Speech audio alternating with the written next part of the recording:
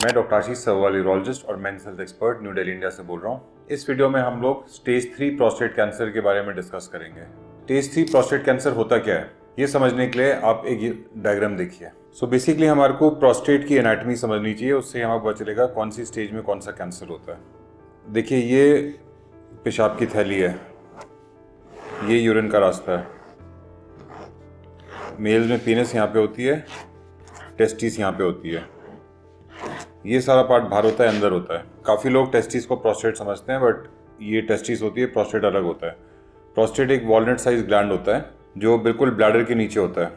अगर हम इसको अलग से क्रॉस सेक्शन में देखें तो प्रोस्टेट ऐसे हार्ट शेप्ड ग्लैंड होता है और इसके साथ सेमिनल वेसिकल्स होते हैं, यहाँ पे होते हैं सेमिनल वेसिकल्स ब्लैडर के पीछे। तो जो मेल्स में सीमन बनता है वो सेमिनल वेसिकल से बनता है और इसकी डक्ट्स ऐसे जाके प्रोस्टेट के थ्रू यहाँ पे रिलीज होती हैं और जब ये कॉन्ट्रैक्शन होती है सीमन यहाँ से निकल के बाहर निकलता है। तो जो बॉडी में सीमन बनता है वो सेमिनल वेसिकल्स का काम है और प्रोस्टेट का ये काम है कि जो सेमिनल वेसिकल्स में सीमन निकल रहा है उसके साथ कुछ न्यूट्रिएंट्स डालते हैं जिससे कि हमारे स्पर्म्स हेल्दी रहते हैं। तो जो कैंसर होता है प्रोस्टेट का वो सिर्फ प्रोस्टेट के अंदर भी हो सकता है, जो कहीं पे भी नहीं फैला हुआ, और कई कैंसर्स जो प्रोस्टेट से थोड़ा थोड़ा बाहर निकलते हैं और कभी कभी सेमिनल वेसिकल्स में भी जाते हैं।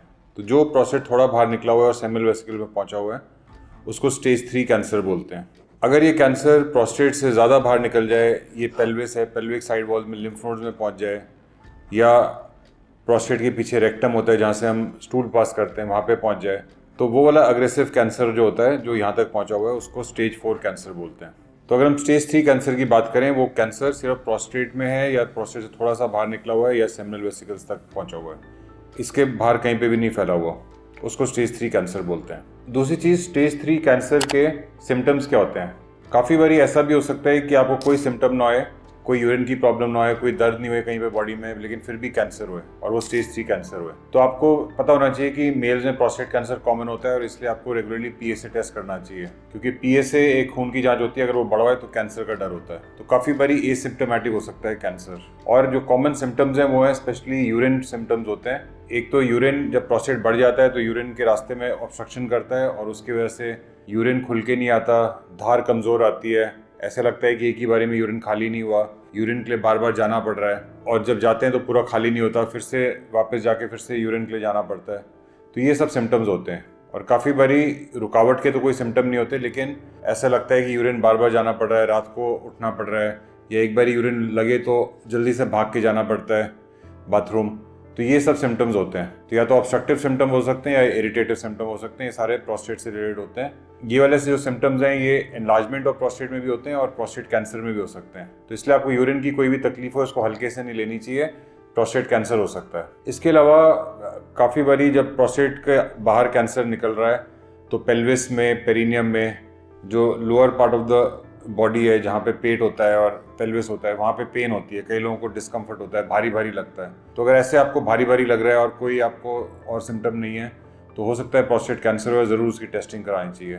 कई लोगों को इरेक्शन की प्रॉब्लम हो जाती है क्योंकि प्रोस्टेट कैंसर इरेक्शन की नर्व तक पहुंच चुका है और उसके बाद इरेक्शन की प्रॉब्लम हो रही है। तो अगर इरेक्शन की प्रॉब्लम है 50 साल के बाद तो ज़रूर अपना प्रोस्टेट कैंसर का पीएसए टेस्ट कराना चाहिए। इसके अलावा कई बारी सीमन रेड कलर का आता है जिसे हिमेटोस्पर्मिया बोलते हैं। तो अगर ब्लड आ रहा है सीमन में तो वो भी कैंसर का एक इंडिकेशन हो सकती है, उसको इग्नोर ना करिए। या कभी यूरिन में ब्लड आ रहा है तो वो भी प्रोस्टेट कैंसर का एक सिम्टम हो सकता है, तो उसको भी इग्नोर नहीं करना चाहिए। अब अगर आपको ऐसे सिम्टम्स हो रहे हैं यूरिन के, या यूरिन में ब्लड आना है, या सीमन में ब्लड आना है, या पेल्विस में दर्द हो रही है, और आपको प्रोस्टेट कैंसर है कि नहीं उसके टेस्ट करने हैं, तो क्या क्या टेस्ट होते हैं। सबसे पहले तो पीएसए टेस्ट होता है। पीएसए एक सिंपल ब्लड टेस्ट है जो 2 ml ब्लड को ड्रॉ करके हम लोग सैंपल देते हैं लैब में और उसकी रिपोर्ट शाम तक आ जाती है। और ज़्यादा महंगा टेस्ट भी नहीं होता, 500-600 रुपये का टेस्ट होता है। तो एक तो ये वाला टेस्ट करना चाहिए आपको देखने के लिए। अगर पीएसए 4 से कम है तो कैंसर का रिस्क कम होता है, लेकिन अगर पीएसए 4 से ज़्यादा है तो प्रोस्टेट कैंसर का रिस्क होता है। तो इसलिए आपको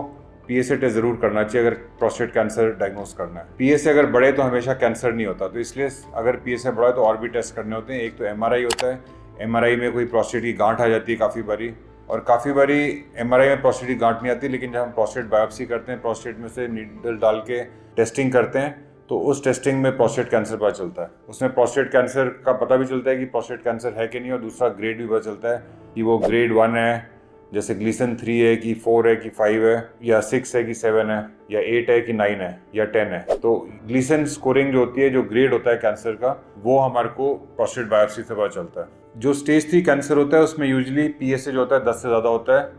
MRI में आएगा कि प्रोस्टेट कैंसर सेमिनल वेसिकल्स में पहुंचा हुआ है, और बायोप्सी में भी ग्लीसन 7 या 8 या 9 या 10 कैंसर्स आते हैं। ये Gleason 6 cancer usually low grade cancers होते हैं, वो स्टेज 3 तक नहीं पहुंचते हैं, बट फिर भी अगर PSA बहुत बढ़िया तो ग्लीसन 6 कैंसर भी स्टेज 3 तक पहुंच सकता है।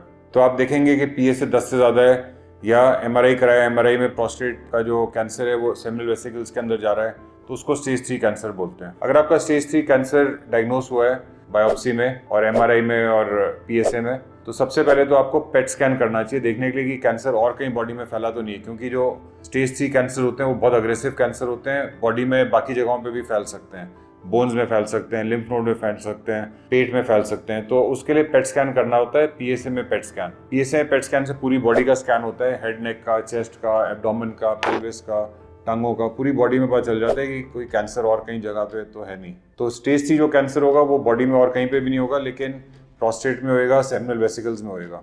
अब अगर आपने स्टेज 3 कैंसर डायग्नोस कर लिया है तो इसका ट्रीटमेंट क्या होता है? स्टेज 3 प्रोस्टेट कैंसर के डिफरेंट ट्रीटमेंट ऑप्शन जो हो सकते हैं वो मैं सारे डिस्कस करूंगा, और कौन सा हमें नहीं करना चाहिए वो भी डिस्कस करूंगा।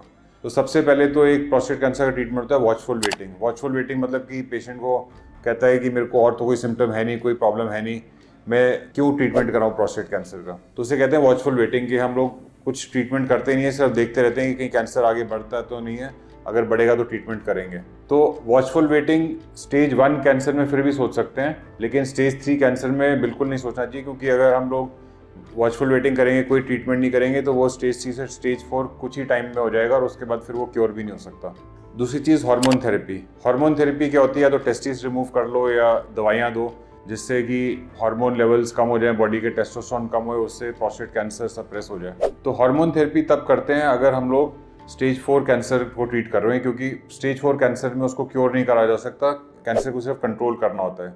तो हार्मोन थेरेपी जो होती है कैंसर को सिर्फ कंट्रोल करती है, क्योर नहीं करती। तो अगर आपका स्टेज 3 कैंसर है जो लोकली है या लोकली एडवांस्ड है, तो उसमें हार्मोन थेरेपी अगर आप करोगे तो थोड़े टाइम पे तो कैंसर कंट्रोल हो जाएगा, लेकिन फिर बढ़ने लगेगा और बाद में स्टेज 4 पहुंच जाएगा। तो स्टेज 3 कैंसर में सिर्फ हार्मोन थेरेपी आइडियल ट्रीटमेंट नहीं है। तो बेसिकली एक्टिव सर्विलेंस या वॉचफुल वेटिंग भी नहीं करना चाहिए, और हार्मोन थेरेपी भी नहीं करनी चाहिए। इसके अलावा जो 2 चीज़ें आती हैं, एक तो रेडियोथेरेपी आती है और एक सर्जरी आती है। सर्जरी में हम रोबोटिक सर्जरी करते हैं, और रेडिएशन में डिफरेंट होते हैं। एक्सटर्नल बीम रेडिएशन होती है, ब्रेकी थेरेपी होती है, सीड्स होते हैं, हाइफू होता है, क्रायोथेरेपी होती है, प्रोटॉन थेरेपी होती है। ये सारे जो थेरेपीज़ हैं ये सारे रेडियोथेरेपी ग्रुप में आते हैं। अब आप देखिए, ये जो कैंसर है स्टेज 3 कैंसर, ये लोकली एडवांस्ड कैंसर है, मतलब अग्रेसिव कैंसर है। काफ़ी बार ये होता है कि कोई भी ट्रीटमेंट आप करो उससे वो टोटली क्योर नहीं होगा। तो अब आपको इस स्टेज 3 कैंसर में रेडिएशन करनी चाहिए कि सर्जरी करनी चाहिए, उस चीज़ को डिस्कस करने के लिए मैं कुछ पॉइंट्स डिस्कस करूँगा। सबसे पहले हमारे को समझना चाहिए कि सर्जरी में क्या करते हैं और रेडिएशन में क्या करते हैं। तो सर्जरी में पूरा का पूरा प्रोस्टेट, सेमिनल वेसिकल्स, साथ के लिम्फ नोड, सारा कुछ निकाल के टेस्टिंग के लिए भेजते हैं, और वो टेस्टिंग का रिजल्ट 10 दिन में आ जाता है, और उसका पता चलता है कि एग्जैक्टली कि कैंसर प्रोस्टेट में ही था, कि सेमिनल वेसिकल में भी फैला हुआ है, कि लिम्फ नोड में फैला हुआ है। तो ये सारा एग्जैक्ट स्टेजिंग जो है सर्जरी से पता चल जाती है। लेकिन रेडिएशन जब हम करते हैं तो रेडिएशन हम पूरे पेल्विस को, प्रोस्टेट को, सेमिनल वेसिकल्स को, लिम्फ नोड को, सबको रेडिएट कर देते हैं। तो उस रेडिएशन से कैंसर सेल्स तो किल होते हैं, लेकिन हमारे को एग्जैक्ट स्टेजिंग नहीं पता चलती कि कैंसर कहाँ था, प्रोस्टेट में ही था कि प्रोस्टेट से सेमिनल वेसिकल में फैला हुआ है। तो ये सब पता नहीं चलता है, क्योंकि हमने टिश्यू निकाला ही नहीं, कोई टेस्टिंग करी नहीं है। दूसरा, रेडिएशन के बाद हम लोग हार्मोन थेरेपी भी स्टार्ट कर देते हैं, और हार्मोन थेरेपी 2 साल तक चलती रहती है। तो उससे PSA कम रहता है, और PSA फ्लक्चुएट करते रहता है। तो उससे आपको एग्जैक्टली पता चलेगा नहीं कि ये कैंसर क्योर हुआ भी है कि नहीं है। 2 साल के बाद जब हम हार्मोन थेरेपी बंद करते हैं, उसका देखते हैं कि PSA कंट्रोल हुआ है कि नहीं हुआ।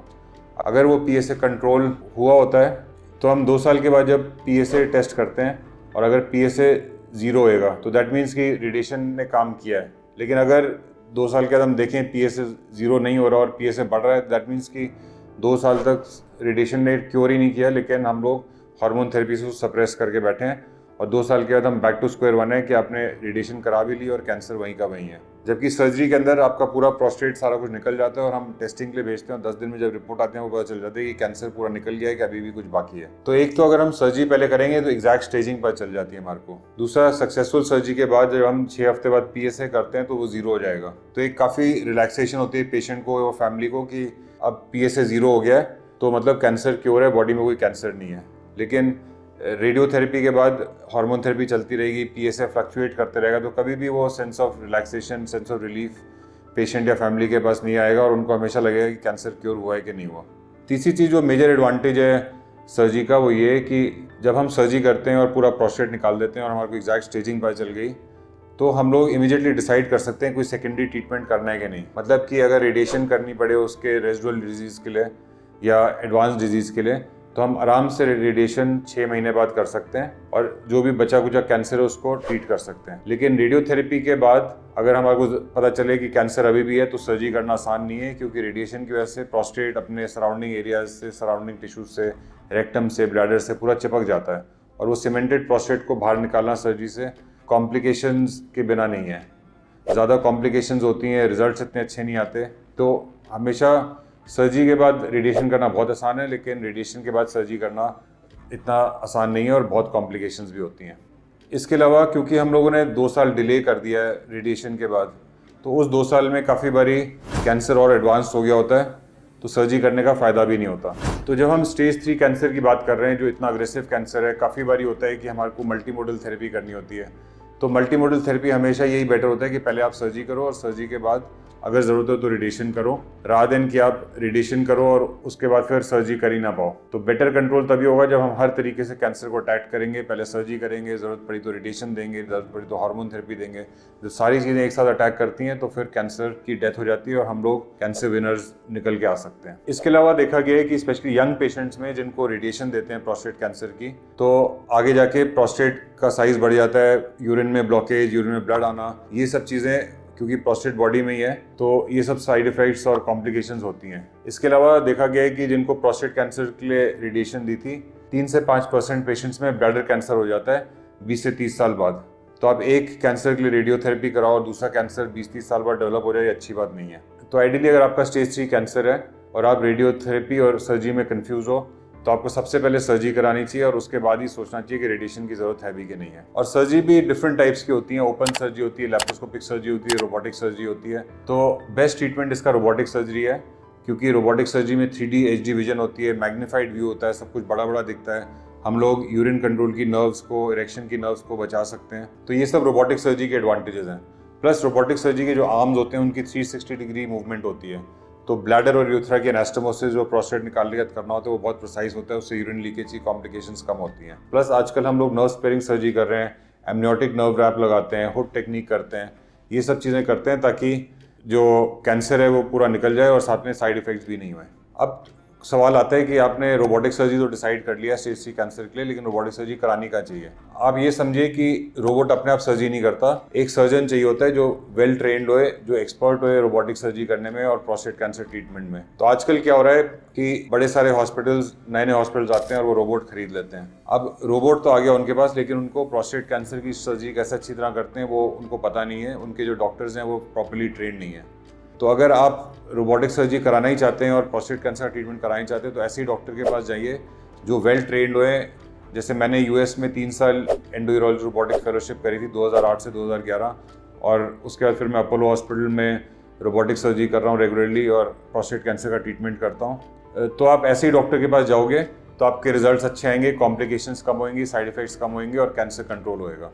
अगर आपको भी प्रोस्टेट कैंसर है, कोई भी स्टेज का है, स्टेज 1, 2, 3 या 4, और उसके लिए आप मेरे से कंसल्ट करना चाहते हैं तो आप मेरे को ईमेल कर सकते हैं, व्हाट्सएप कर सकते हैं। मेरा ईमेल एड्रेस और व्हाट्सएप नंबर नीचे डिस्क्रिप्शन में दिया हुआ है। धन्यवाद।